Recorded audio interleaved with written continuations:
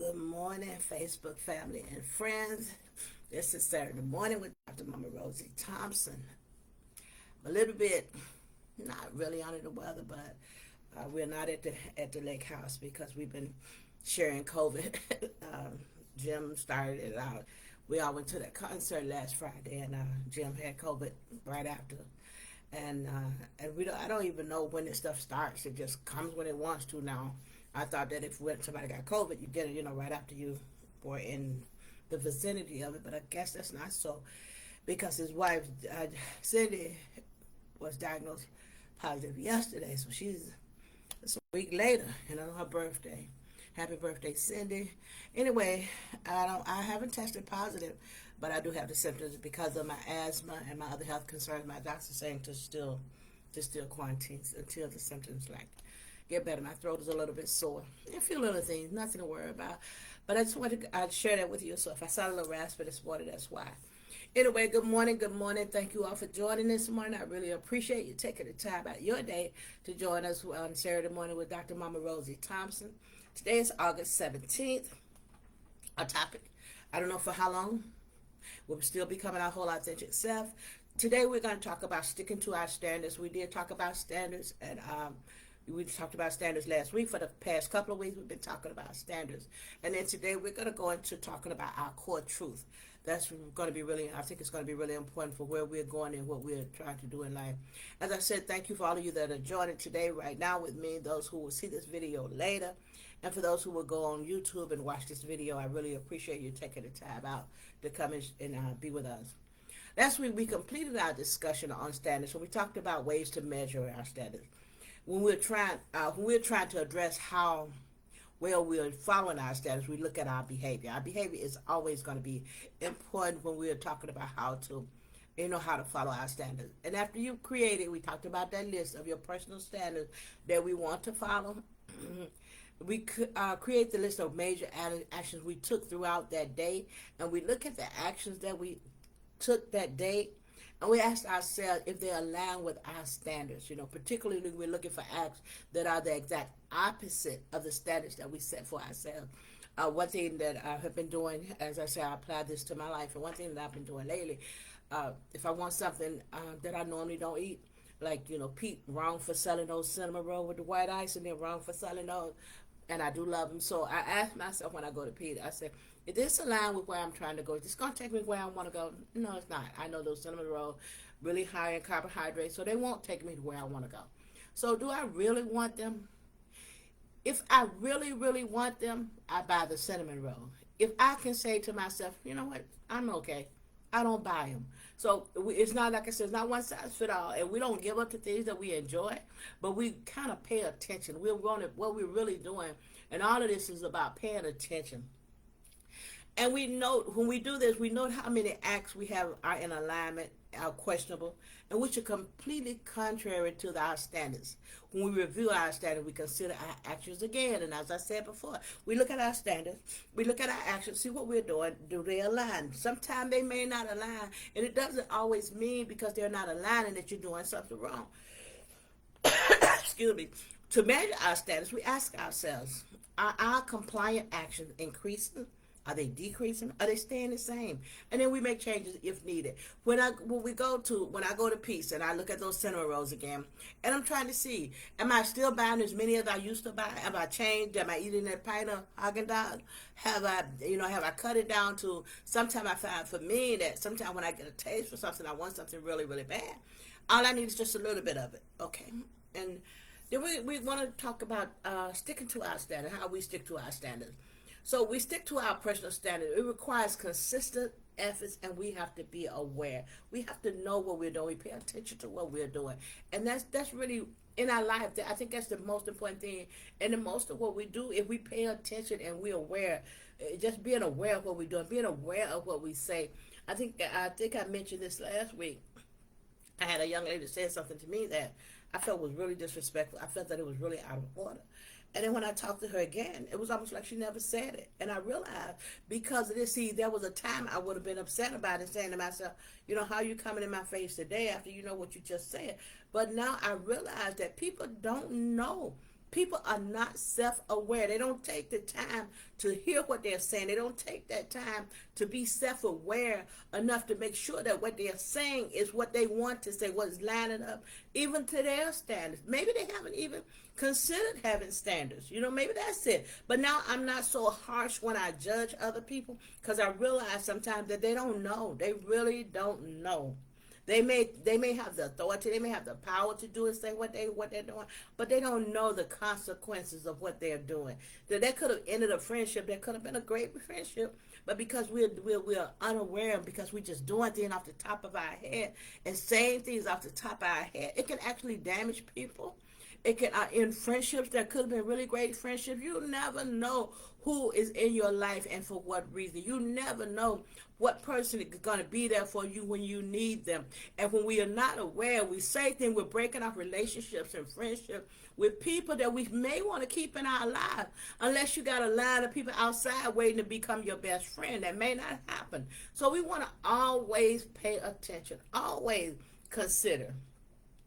When we talked about standards, also, we want to clearly define our standards. We're going to ensure that our standards are specific, they're measurable, and align with our values and our goals. We write them down to make them concrete, and we refer to them. These are my standards. This is what I stand for. This is what I want to have in my life. This is what goes against my values.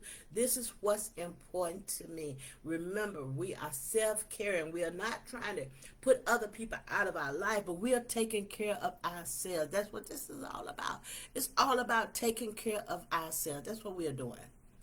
And then we're going to do regular self-reflection. We're going to take time to regularly reflect on our actions and our behaviors.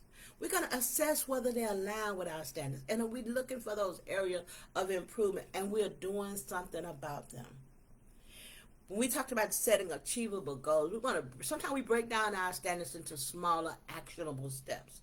We want to set realistic goals so that we can achieve them on a daily, weekly, or monthly basis, wherever we're trying to go. As I said about the weight loss thing, the point, after the pounds point this, if I'm point that down or point that at the same, I'm okay with that. But when I get to see that my point is increasing, or I'm coming to that next higher number, then I need to take action. I need to look at it. Am I eating as much as I'm eating because I need to, because of medication? Am I eating as much as I'm eating for some other reason? Am I stressed? Why am I eating? Am I alone? Am I lonely? What is it that causing me to eat this way? And then I pay attention to those things and make changes as needed. And we also said sometimes it's our standards themselves that need to be lowered. Sometimes we set unachievable standards in our lives, things that we really can't accomplish at that time. And we can build up to them. Just because you have something in our lives that we want to do and we're unable to fully do it today, doesn't mean that we won't be able to do it if we continue to work at it. We start to incorporate our standards into our daily routine. Remember that consistency is key to making our standards a habitual part of our lives. That's what we want. Our standard. The other habits that's in our lives, the ones that we don't want in our lives, we're decreasing those, and we're making our standards the most important thing in our life. We're making that the bigger thing in our lives. We also celebrate when we have small wins, like we talked about the scale and that weight. Acknowledge and celebrate your progress. No matter how small it is, this is progress that you've made. You've made this change in your life. Positive reinforcement can boost our motivation to help us stick to our standards. I was out with Jim and Cindy last weekend at that concert. And he has an app on his phone where he's writing down what he does. He's tracking. It's important to track. If we write that stuff down, I know I'm always talking about writing things down, but sometimes if we see it on paper, it'll help us to actually do it. It'll help us. It puts it, I don't know, kind of accountability or something.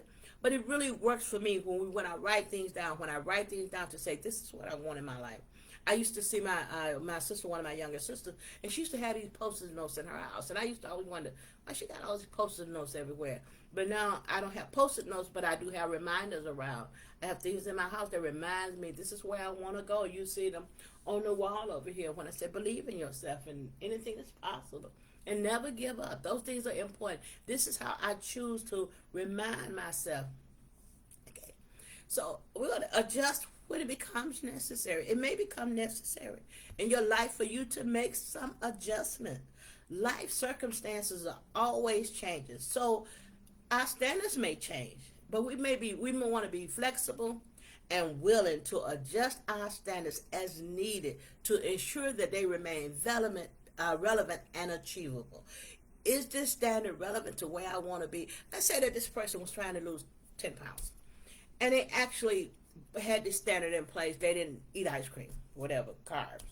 But now they've lost 11 pounds, more than they were planning to lose. That standard is no longer relevant. So you want to make sure that as we do things, that we're open. We want to be open. We want to be open to learn, open to all the things that's happening around us so that we make those changes if we need to make them. We talked about using reminders such as, you can have phone alerts on your phone. You can have sticky notes. You want to keep our standards top of mind throughout the day. Not just that I think about my standards right now, we're on here, and then as the day go by, I forget about them and I don't do anything. I don't reflect on them. And as we reflect, we want to also reflect on the why. Regularly remind ourselves of the reasons behind our standards.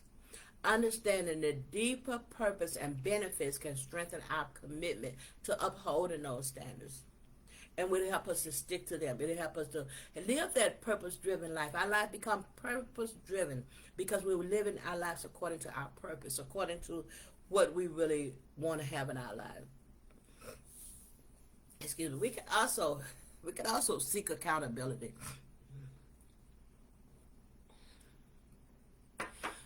We could also seek accountability. Sometimes we can share those standards with a trusted friend, mentor, coach. Be mindful. Sometimes having somebody else to hold you accountable can provide motivation and support.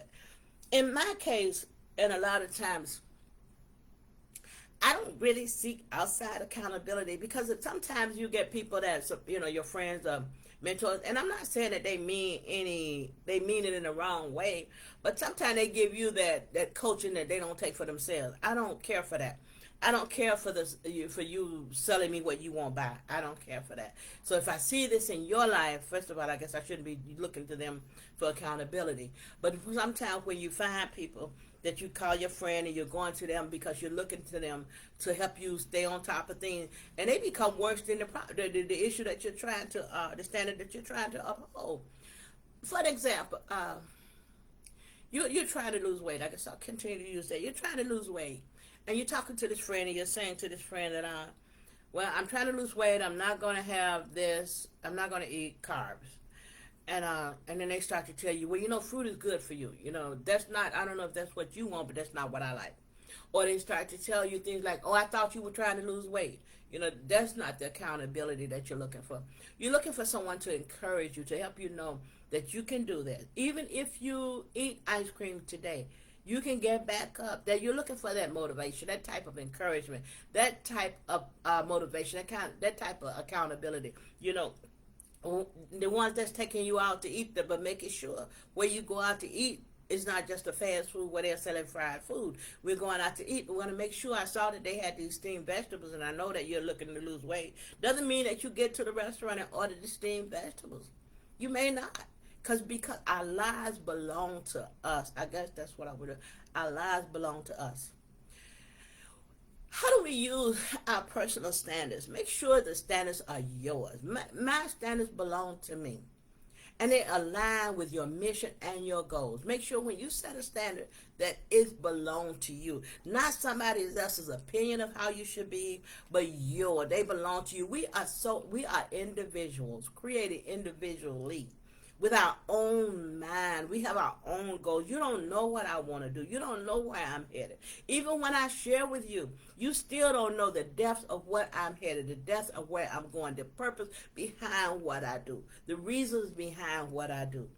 And if I try and tell them to you, you don't know the emotional part, how deep that is for me. So our standards actually belong to us. And we want to make sure that they align with our mission. They want to make sure that they align with our goal. I said, write them down. Keep them in a journal so you can look at them all, every now and then. Revisit them often. Update them as needed. And practice them. As you have your standards and you know your behavior, practice them and stick to them. There are a few things to remember when we talk about standards, because we're going to talk about something else. But before we go there, a few things to remember. Don't give in to temptation. Have the willpower and self-respect to say no. If it's not aligned with your standards, have the willpower and the self-respect to say no. If you say yes today, you can always go back next time and say no. So do that. Have that willpower. We don't follow the crowd, even though it's comfortable doing so. We're not followers in that sense. We learn from other people, but we are not followers. Just because I say this often, just because it worked for you doesn't mean it works for me. Just because that's what you do doesn't mean that's what I want to do. And we need to learn to respect the no in people. And we need to be able to say no without explanation, without explaining ourselves, without telling all our business, only as much as we desire to share. So we don't follow the crowd. It's comfortable to follow the crowd, to be in the end, to feel like people want you around, to feel like people like you. But we have to know for my own self-care to say no. And I want my no to stop there. And we don't mimic inappropriate behavior. Well, everybody does that. Just because everybody does it doesn't mean that we have to. It doesn't matter what everybody else is doing. I'm not a part of the norm. I am so fearfully and wonderfully made. I am so unique. I'm so different. So are you. But we allow ourselves, because of society and where we live and the things that we see on TV and the things that we hear from other people, we allow ourselves to start mimicking their behavior. The conversations even mimic what somebody else is saying. We got these things down where we got everybody in these boxes where, the young people don't want to work. Who said that? Who said the young people didn't want to work? They just don't want to work 40 years and be begging like we're doing that work 40 years. Who said that? They want to be individuals. They don't want to conform to what somebody else thinks is right for them. Who said they didn't want to work? I'm not even happy that I worked 40 years for what I got. It shouldn't have taken 40 years. So why would I want my child to work 40 years and come up and they still need money to pay the rent? There's something wrong with that. So we don't mimic other people. It doesn't matter what everybody else does. And my kids are wonderfully so unique. And I thank God that I was able to tell them that when they were really little, to instill that in them. You can do anything you want to do. You belong to you. Another thing we want to remember is not to look the other way. It's easy to turn our back, to fail to speak out, or cover up for unethical behavior because it's convenient. But every time we close our eyes to any type of immorality or any type of injustice, we're actually condoning it. When we see those things, we don't turn our back on things. We don't turn our back on ourselves. We don't turn our back on our status. We don't turn our back on what we believe in because it's easy to do so. No, we don't mind. We don't mind the fight if it's worth the fight. Before we start to crave being accepted by somebody or being accepted in something, look at the price tag. Look at the price tag. What is it going to cost me to be accepted by you? How much do I have to give up in my opportunity cost just to be accepted by you? Am I willing to give up what I believe in to be accepted by you? Think of those things. In order to be accepted, we know that this is a society we all want to be accepted. We all want to be liked. We all want people to understand us. But how much is it going to cost me? And decide if you're willing to pay that price if you're willing to give up whatever it's going to cost you to give up. Are you willing to stay in that relationship, that friendship that you know is not a good relationship? It's toxic. Are you willing to stay in there? Just because, are you willing to? How much is it costing you? Is it costing you your peace of mind? Is it costing you the ability to rest and relax? What is it costing you? Is it costing you more than you want to pay? If so, then we may want to look and see, being accepted by you, is how much is that worth to me? I'm not willing to pay a lot to be accepted. I'm willing to make sacrifices within my standards, only within my standards. And we don't have to fight others who don't agree with us. We do not have to fight people we can agree to disagree. I believe that each and every one of us have a right to our own life, to have a right to do the things we want, to live the lives we want. God gave us that right. You don't decide what's my right. I'm not going to decide when you're right. I can respect your yes. Please respect my no. I can respect your no. Please respect my yes. We don't have to understand it. We don't.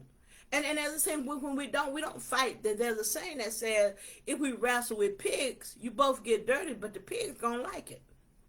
So we don't wrestle with people. We don't wrestle and fight with people because they don't agree with what we do.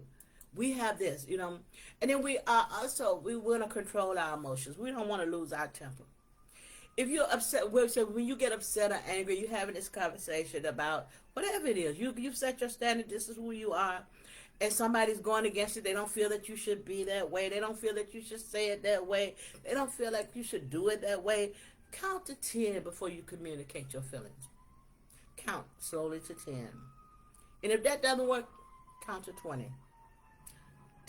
Get to a place, whatever it takes, that you can communicate your feelings and communicate what you're trying to say in a way that does not include emotions. You want to deal with the issue, not the emotions of it. Our emotions belong to us, but they are not us. We don't allow our emotions to dictate what we do, how we do it. They belong to us, but they are not us.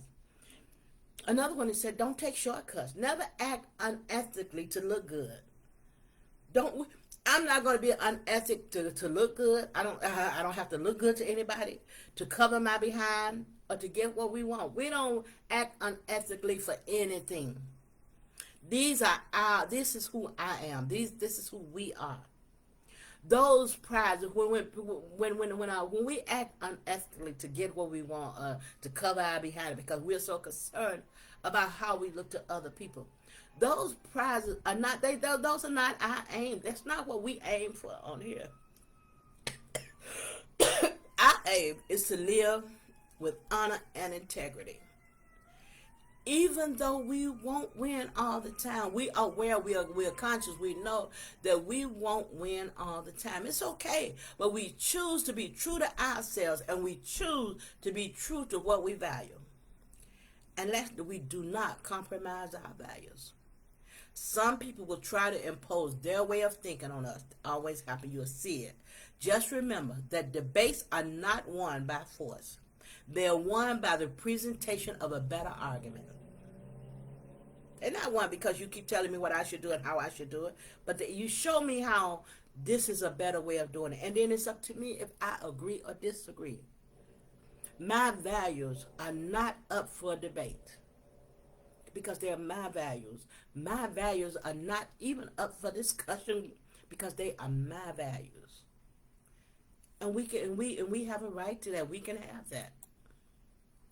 We're going to go ahead and talk about, I'm going to make sure. Hey, David, thank you so much for joining. I love you. Thank you for listening in. And thank you, everyone who's listening in. If you ever see my face turn that way, that's because I'm looking over at the monitor to make sure that I'm not missing any comments that people giving any things that I want to talk about. The next thing I want to talk about, beliefs. And this is really important. Beliefs are things in life that you feel strong about, that guide you in your daily life, and they are linked very closely to your morals and your values. These are your guiding principles that shape your perceptions and behaviors. They influences the biochemistry of the brain. Sources of beliefs include environment, the events, knowledge, your past experience, and the things that you see. So these are your beliefs. Your core truth is your most inner and center part of what you believe. So your core truth is the most inner and center part of what you believe. Just like we talk about the core of an apple is the center part of it. That's where your core truths are. The truth of who you really are is the real center part of what you believe. This truth can be hidden, but it can never be destroyed. Okay. I don't hope I don't repeat this again, but when your core truth, who you really are, what you really believe, The center part is what you really believe. Can be hidden, but it can't be destroyed. Sometimes we have our core truth, and what we don't admit our core truth. We don't say it out loud, and we think that we are hiding it, hiding them. Just say that you are out, you meet somebody, and you know that you only want to take advantage of them. You don't really care about that person. You may hide it by doing things, but it will not be destroyed because it's still going to be in you that this is the core truth of this relationship. The innermost part of what we believe about this relationship. I'm only here for to use them. I don't really care about them. It will not be destroyed. You can hide it, and you won't be able to hide it for too long, but you can hide it. And our core beliefs, we're going to talk about three things. Our core truth, our core beliefs, these are the strong beliefs a person holds consistently over time that informs their view and their self-perception. So our core truth, and then we have our core belief. This is what we believe. Our truth is what is inside of us.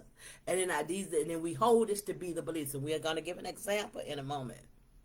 And then there's called an active belief. This is how you act out what you believe. Okay. So there's a philosopher named his name is Matthew Boyle, and he said that our beliefs are not things that we act on. We don't act on what we believe, but our beliefs are the act themselves. So whatever a person really believes is what that person is going to do. That's how they're going to really act. Your core truth will affect your core belief and your active belief. Here's an example. If your core truth tells you that if you cross against the red light, you can put yourself in danger. Now, if that's your core truth, deep inside, that's what you believe, that's what you know. That if I cross against the red light, I can put myself in danger.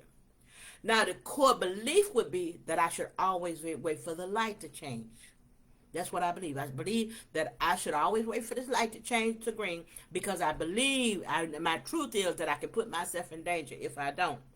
And then the active belief would be, I always wait. I wait at the corner for the light to change, or I at least hesitate before crossing the street. If my core truth, excuse me, if my core truth is not that I put myself in danger, then I may look both ways and just cross the street. But if it's in my core, if I really believe in my DNA that this car can come from anywhere, my core truth is telling me don't cross against the light because I can put myself in danger.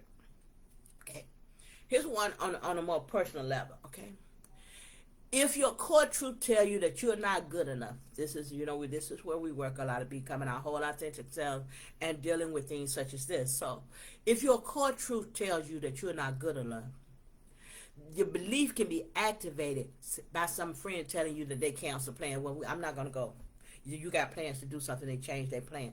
That belief, that core belief can be activated by that friend canceling their plan.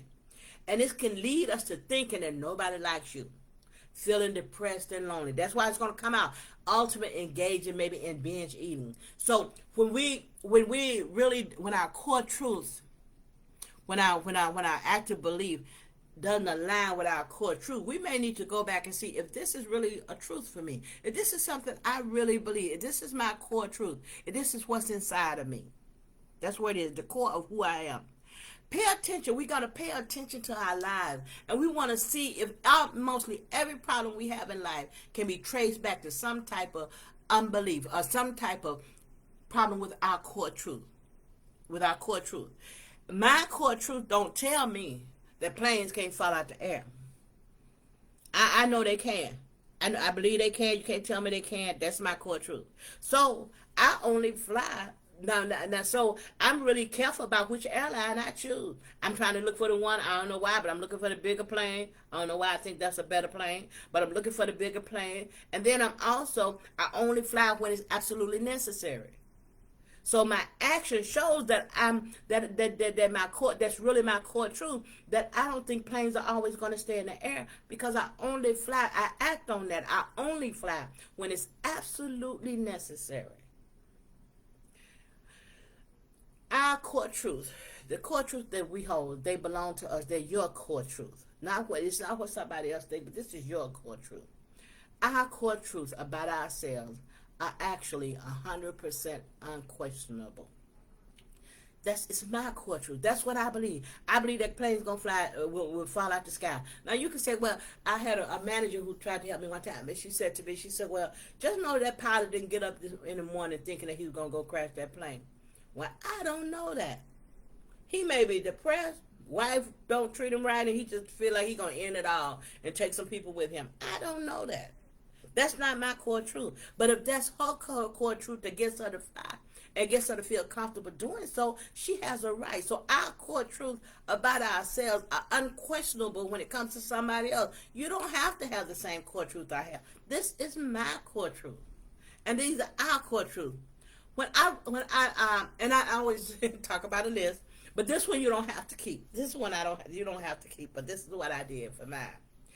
When you start listening to other people questioning, or you're questioning your own core truth, I always say make a list. Make a list of your core truths.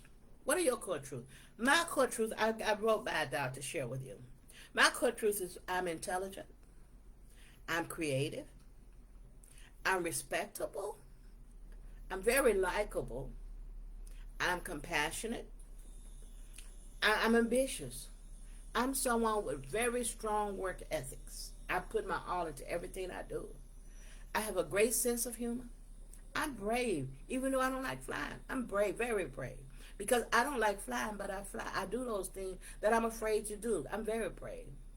I'm curious. I'm always learning. I'm always seeking. I listen to everybody and anybody. I love making people smile. That's my core trait. I love doing it. I'm very sensitive. Sometimes it come out like I'm all bold and stuff, but when I'm serious, I'm very sensitive. And maybe most importantly, I am so very worthy. These are my core truths. These are the ones that I have for myself. I took them out just to share that with you, but I wanted to say that when you make your list, if you make a list of your core truths, remember, you want to remember kind of what's on your list without having to think too hard. You don't want to have to go back and think too hard. So 5 or maybe 10 core truths is good. But what you want to do with them, you want to visualize putting them, or you can actually do them. You want to put them, you want to seal it. So you can either visualize it, or if that works for you, but me, I have to actually do it. So I put my core truths in this jar, okay, in this container. I close that sucker, and that's right there forever. You can add more things to it later, but I never take anything out of my core truth jar, not even temporarily, because that's who I am. That's my truth. That's really the inner core of who I am. And I won't take it out for anybody. I won't take it out because somebody disagrees with it. I will not take out my core truth. When I say doing it this way, write them down to put them in this jar and put this jar somewhere, it's just a reminder. You can do it. Visualize that you're doing it. You don't actually have to do it, but for me, I do it, and I leave it there. I don't take anything out. So I fight sometimes against things because when I say that this is my truth, somebody else want to tell me why it shouldn't be, or they want to add some of theirs onto it. You do you. Look in the mirror for yourself. You do you. This is, like I said, this is not some magic trick or some magic bullet, but it's a great gesture to make for ourselves. It symbolizes our willingness to stop doubting who we are. Stop doubting who we are. We don't want to doubt who we are. That's what it does. It kind of symbolizes that. It says, I'm willing to stop doubting who I am. I know that I'm worthy. So you don't have to treat me as worthy because now I know I'm worthy. Before, if I felt like somebody didn't treat me like I was worthy, I began to question myself. So it helps me not to question myself.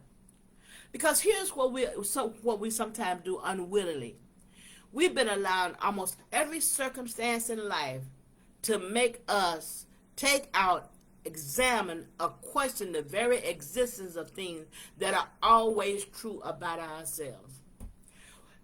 The things in life that happened to me as a younger person, the things in life that happened to me in the workplace, made me take out that core truth of who I knew I was. I examined it again. I questioned it again. I questioned the very thing that I knew I was always true about myself. We've been allowed every circumstance in life, I'm going to repeat that, to make us take out, to make us examine and question the very existence of things that have always been true about ourselves. You know whether you're a good person. You know whether you're a liar. You already know what you are. But somebody come up with something else and we began to question who we are. We look at a blog or some type of post of an idea and then we start to call our own creativity into question. You know if you're creative. Someone misinterprets us. And so our likability goes on trial. Or they didn't get what we were saying. They misinterpret what we meant. And then now our likability is on trial. Well, will they like me? Somebody feels disappointed in something we did. Well, maybe I don't have enough compassion. I've heard people say, maybe I need to lower my standards. Why? Because somebody didn't understand them? Because somebody didn't agree with what you're doing? It's up to you. But for me, it's not happening. When we realize that nothing can call into question the existence of our creativity, our fear will go away. When we realize that I'm creative, I can't and I won't ever run out of ideas as long as this is true. And this will always be true. You'll always have ideas. You have to decide sometime if these ideas are the ones you want to go with, but it will always be true. Always. And if we allow our core truth to lead us, if we know what our core truths are, think about those things. Think about what is important to you. What are your core truths about yourself? What do you know about yourself even though it's being doubted? What do you know about yourself even though people come against it? Even though people are trying to tell you that's not the way it should be. Maybe for them it may not be that way, but for you, if it's your core truth, it's your core truth. It's unquestionable. You don't get to the question, my core truth. I'm going to respect yours. If that's what you say, then respect mine. Respect mine. And it's so sad sometimes. I was sharing with y'all because of this COVID stuff. I was saying, I said, COVID been going around. That's why we didn't get to the lake house because of COVID. I said, but we're going to postpone it. Or then they went to, oh my goodness, they went to go in and tell me that, well, the COVID is gone. God has already conquered the COVID, and you're just going to go through the symptoms. And I mean, I guess they were encouraging me, good Lord. And I'm saying to myself, why don't you go tell those people out there that don't know God this? Why do you want to preach to me? Go tell those people out there who don't know God that they're going to be okay. So after they just kept on rambling and going on, I finally said, I said, wait, let me tell you who I am. Because I thought they knew me. They've been knowing me for years. I said, let me say something to you right here. If the doctor, and I will say this here, if the doctor told me that I had 2 hours to live, I would spend those last 2 hours telling people at that hospital how good my God is. I don't need your kudos. I don't need your, stuff that you scared about. Because if you sit there and I'm seeing you crying about your light bill, you can't tell me he going to pay mine. If I'm seeing the things in your life, see, our core truth, that's one thing about it. Our action is going to actually show us where our core truth is. It's going to show us. Here's a core truth. If we really believe, if you got a husband and he's bringing dinner home, and your core truth tell you that it's going to happen, you start to get the table ready. You may make some Kool-Aid if that's what you guys are going to drink, but you start getting ready for it. If your actions are not aligned with what you're saying you believe in, then you need to maybe go look at it. If you're crying because I don't believe I'm in pain. I ain't in pain. The devil is a lie. But you crying because it hurts so bad, you're in pain. So we need to pay attention and just be mindful and be real with ourselves. That's how we become our whole authentic self. We have to be real with ourselves. We have to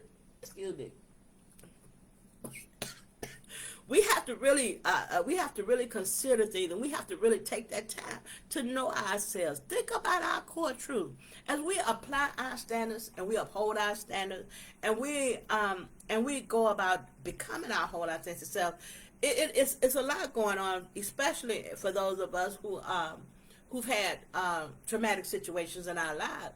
Those things, when they took away our very right, good morning, nice to see you, my beautiful daughter. Trauma in our lives takes away our freedom. It takes away who we are. It takes away our individuality. We sometimes we take off things in our lives and we hid it. You know those fragmented parts we talked about, where we have fragments of our lives because we only want to show the good, because we want people to accept us. We want people to believe in us. We want to be treated respectfully. We take off those things in life that would may prevent those things from happening. But as we become whole and authentic, as we say, we bring back the fragmented parts of ourselves. And that's a lot of time why people have so many problems in relationships, because what you see is not who they are. Then when they show themselves, when they bring back, when you see the fragmented parts of who they are, you begin to feel like, wait a minute, that's not who you, I thought you were this and I thought you were that. But you're going to get to know, when you get to know somebody, it's really important that we bring our whole selves into relationships. It's really important that we become whole and we become authentic. And we need to do that by any means necessary. Those that like it can like it. Those that don't have to like it. It's okay. And you know, if we start to be whole and authentic, you're going to draw other whole and authentic people. As you're whole and authentic, you're going to draw other whole and authentic people. And you're going to help somebody else who doesn't know how to be whole, who doesn't know how to be authentic. Hi, Antoinette. Thank you. God bless you. Thank you so much. But yeah, you're going to... you're going to draw people in your life. It's okay, because when I first, and another thing too, the people who knew me before and knew that I was doing all this stuff, that I was trying to accommodate, that I was trying to get somebody to like me. I did a lot of stuff. People used to think, oh, Mama Rosie got it going on. Mama Rosie does this. But Mama Rosie really didn't. Mama Rosie never did. It was this front, like I said, when we can hide our core truth, but it's not destroyed. When I was doing all that stuff, and I was throwing parties and stuff, trying to get people to come around, when I was cooking dinner, trying to get people to come around, when I was giving out money, trying to get people to come around, I was doing that stuff. I was hiding my core truth, because I should never had to do that. And I didn't have to do it, but I didn't realize it. When I allowed my core truth, when I decided that this is who I am, and looked at myself to decide this is who I really am, and start to act on that, because these are my beliefs, and I started acting on my beliefs, some of those people don't come around in my life. Some of those people don't come around as often, but that's okay. Now that I have gotten to this point, and now that I understand it, it's not even that I hold it against them. It's okay, because I have to be who God created me to be. I have to be. This is almost a mandate in my life to be whole and authentic, because there's so many other people. I meet people all the time who are going through the things that I've gone through in life, but nobody said it. They didn't meet people who were whole and authentic to help them to get on the road to authenticity. They didn't meet that. I'm gonna tell you this, and then I'm gonna kind of close for today. But I want to share this. There's a person in my life, young lady. We talk a lot, and I want to know, and I may bring her interview online maybe next week. I don't know if she allows it, but we talked about God and about why she didn't believe in God, and I want to know. Tell me why you don't. And every sentence she got ready to tell me why she didn't. It had nothing to do with God. It was all about, when I say us, I mean the saints of God. It was all about the things we showed. It was all about the things we did. And I began to look at it, and I began to realize that it's not that they don't believe in God, because they don't know God. What they've chosen not to believe is what we show them. We say one thing, but our core truth is something different. If my core truth is that God's going to supply every need I have, then I need to show that. But if I'm acting out, crying and stuff about, I don't know what we're going to do, and this is messed up, if my cry is not saying that, it's not walking and acting like God supply my every need, then that's not my core truth. So our core truth has been questionable even to ourselves.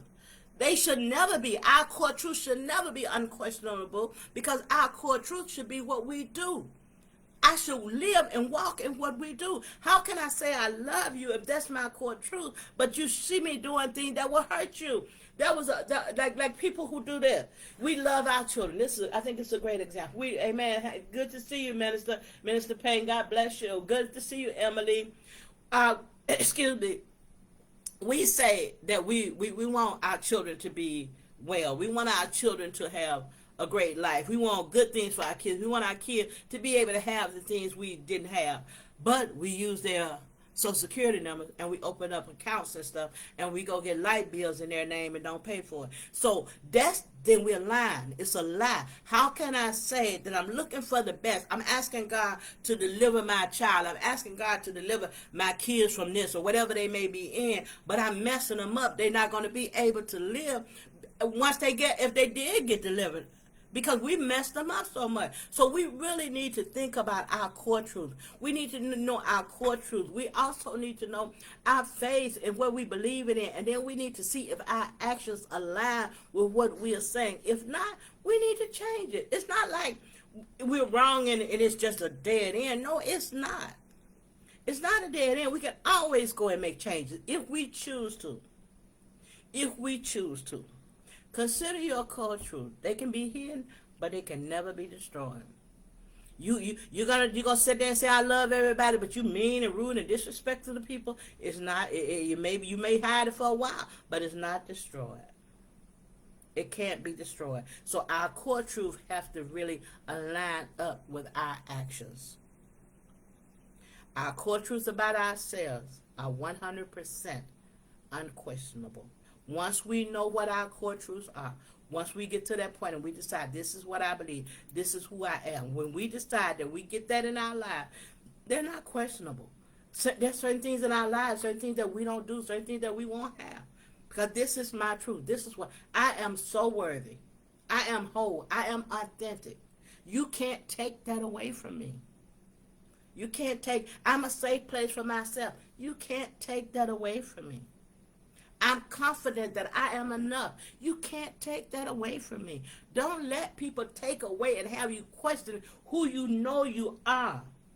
And Emily said, in line with the word, don't let people tell you, you can't tell me who I am. You can't tell me what's best for me. I am the master of the life that God gave me. We're individual. That's what he does. Yeah, she said, of course, this is what's inside of us. It's what's inside of us. But let's continue to be authentic. Let's continue to look at our core truth. Let's continue to grow. Let's continue to reflect on our standards. Pay attention to our standards. Stick to your standard. This is who I am. Look for them. Does this align with my standard? No, it doesn't. But then, how important is this to me? Is it worth it? What's the price tag I'm paying to belong? What's the price tag? What does it cost me for you to like me? What's it going to cost me to be in the in crowd? What is it going to cost me to give up for me to be respected by you? What is it going to cost me? Am I willing to pay that?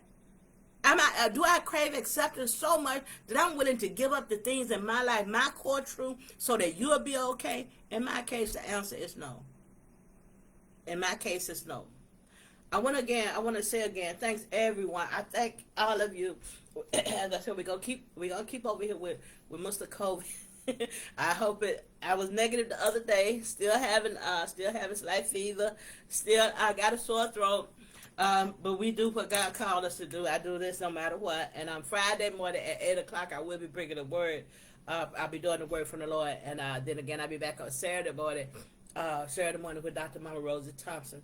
Again, thank you every one of you who take time out of your day to join me here. I want to thank those who will be watching this video later on Facebook, and those of you who watch it via YouTube. I really, really appreciate you taking the time out to come and be with us, and just keep me in your good thoughts, because I'm doing what I should be doing. She told me I'm drinking my teas and I'm taking my regular meds, and I got a new inhaler for my breathing. So that's is that better? I'm going to say it's better. It's okay. Anyway, thank you so much again. I love you guys. Hi, my daughter in love. You know I love you. Thank you. Our affirmations for today: we honor ourselves by being authentic and whole. It's an honor to ourselves, not about anybody else. We're actually and we are exactly what and who we claim to be. We are mature in every area of our lives. We're self-aware. We don't talk off the top of our head and say things to people that one day we're sorry for, that we're not paying attention to. We're mindful of what we say. We're mindful of how we say it. We actively practice self-efficacy. We believe in our ability to meet our standards. We believe it. We believe it enough until when we make a mistake, we go back and do it again. We go back and work on it again. We go back and reassess ourselves. We go back and try to be better again. Our bodies are healthy. I see COVID. Our bodies are healthy and our minds are at peace. We are confident that we are enough. We are more than enough. Our Women's Day is coming up on the 25th. If you guys would like to join us at 10:30 at Mount Moriah, 500 Hannah Avenue in Forest Park. And our Women's Day is said that we are more than conquerors. When I saw this, it made me think about it. We're confident that we are enough. We're more than enough. We find joy in everything that we do. And we are safe places for ourselves. Always we're going to be a safe place for ourselves. I want to thank you again for joining us today. Thank you so very much. I really appreciate it. And you all, I have nothing else for today. Next week, I don't know if I'll be able to do that interview live out. She won't come on, but maybe I'll be able to talk about the interview of why, maybe that may be Friday, why the young lady said she didn't believe in God. I thought it was very interesting. And we talked some more, and we will be meeting again. I thank God that she's allowing me to meet with her and to talk to her, because it wasn't God that she really didn't believe in. It was what we as the saints of God have shown. And I just thank you all for being on here, and I wish you all a very great day. And I will see you Saturday morning at 8 a.m. with Saturday Morning with Dr. Mama Rosie Thompson. Have a great day, everybody. Thank you. Goodbye.